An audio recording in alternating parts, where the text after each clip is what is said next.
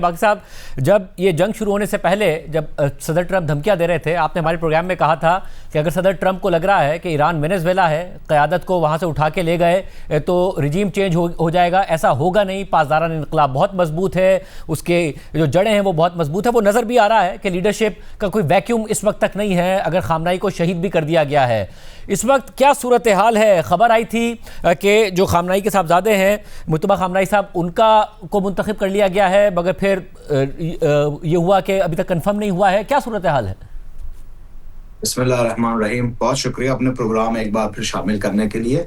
جیسے میں نے آپ سے عرض کی تھی پہلے انٹرویوز میں بھی، سارے ایرانی جانتے تھے کہ ان کے اوپر اٹیک ہونے والا ہے. یہ جو مذاکرات تھے یہ سارے بہانے تھے. مجھے بھی پتا تھا، ہر ایرانی کو پتا تھا، اور سپریم لیڈر صاحب کو بھی پتا تھا. لیکن ایران اس نیگوسیشن میں پوری طرح سے پارٹیسپیٹ اس لیے کیا تاکہ دنیا کو پتہ چلے کہ یہ جنگجو قوم نہیں ہے، یہ مذاکرات پہ اترتے ہیں. جب بھی ان کو مذاکرات کی پیشکش ہوتی ہے یہ مذاکرات کرتے ہیں.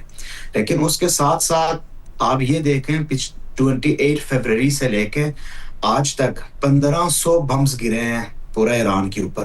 دن میں 30 سے 40 دفعہ تہران کے اوپر بمباری کرتے ہیں. سپریم لیڈر صاحب کو شہید کیا، IRGC کے چیف کو انہوں نے اسیسینیٹ کیا. اس کے علاوہ بھی بہت سارے لوگوں کو قتل کیا، شہادتیں ہوئی ہے 1000 سے زیادہ. ہمارے پاس آفیشیل اسٹیٹسٹکس ہیں اور ان آفیشیل تو ہزاروں کی تعداد میں. لیکن کیا انہوں نے ایک بھی اپنے ٹارگٹس اچیو کر سکے؟ نہیں.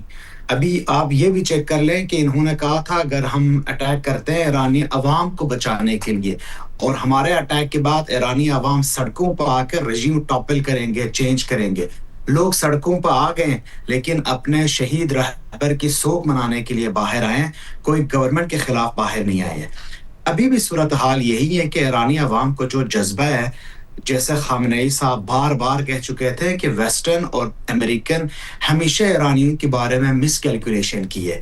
ان کو یہ جو ڈومیننٹ ویسٹرن ڈومیننٹ یا جو زائنسٹ لابی ڈومیننٹ میڈیا ہے بار بار یہی بتا رہی تھی کہ آپ اگر ایران کے اوپر اٹیک کرتے ہیں تو لوگ سڑکوں پہ آ کے یہ رجیم چینج کریں گے.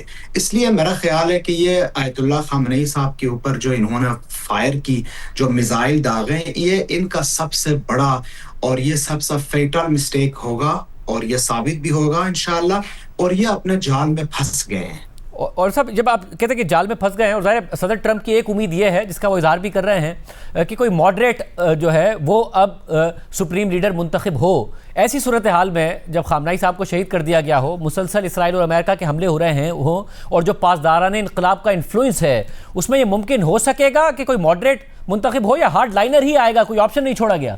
ایران کی آرٹیکل 111 کے مطابق 1 سے 2 ہفتے کے اندر ایک ودن اے منتھ نیا سپریم لیڈر کا انتخاب ہوگا. ابھی 6 ناموں کے اوپر بحث چل رہی ہے مجلس خبرگان کے اندر، جس میں سید مجتبیٰ خامنئی صاحب کا دوسرا جو بیٹا ہے، سید حسن خمینی، امام خمینی کا نواسا، ایکس پریزیڈنٹ حسن روحانی، آیت اللہ عرافی، آیت اللہ میر باقری اور آیت اللہ عراقی کے نام ہیں.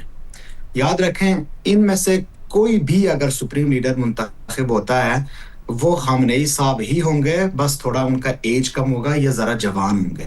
لیکن مجھے لگتا ہے کہ موسٹ چانسز سید مجتبیٰ خامنئی اور سید حسن خمینی صاحب کے ہیں. ان دونوں میں سے ایک اگلے ہفتے تک سپریم لیڈر منتخب ہو کے امریکہ کو ایک بار پھر شکست کا سامنا کرنا پڑے گا، اور ان کے پاس کوئی چارہ نہیں رہے گا کہ نیا جو سپریم لیڈر ہے اس کو بھی اسیسینیٹ کرے. اب اگر اس میں کامیاب نہیں ہوتے ہیں تو پھر نیکسٹ جو سپریم لیڈر ہے وہ انشاءاللہ تادم حیات اس ملک کو اور اس انقلاب اسلامی ایران کو آگے لے کے جائیں گے.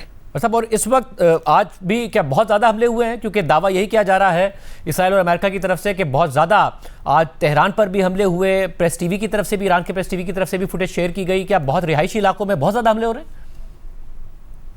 تقریباً ہر جگہ کے اوپر حملہ ہو رہا ہے ایران میں.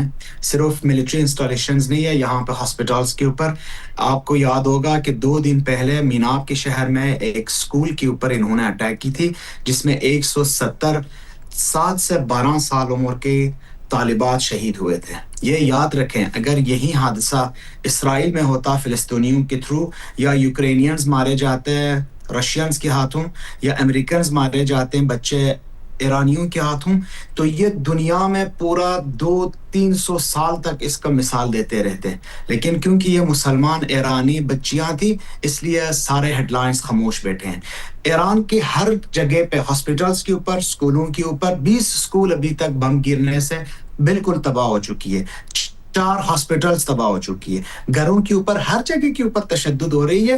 اور یہ یاد رکھیں، یہ پورا کوشش کر رہے ہیں کہ ایران کو بھی غزہ کی طرح برباد کریں. لیکن ریٹیلیشن کی ویوز کو ساتھ میں دیکھتے ہوئے امریکن سولجرز کم سے کم 100 تو ایرانی کہہ رہے ہیں دبئی کے اندر مارے گئے. لیکن یہ بہت کڑی سینسرشپ کی وجہ سے انفارمیشن صرف 5 کی باہر آ رہی ہے. ابھی علی لاریجانی صاحب کی ٹویٹ ہے کہ آپ امریکہ فرسٹ کے بعد اس کے بعد نہ کریں، کیونکہ اسرائیل فرسٹ کے لیے، گریٹر اسرائیل کی وجہ سے لیے آپ کی 500 سے زیادہ سولجرز اور آپ کی جو امپلائیز ہیں وہ ابھی تک مارے گئے ہیں. تو یہ تو ہوتا رہے گا، جنگ ہے اور یہ طویل المدت جنگ ہوگی.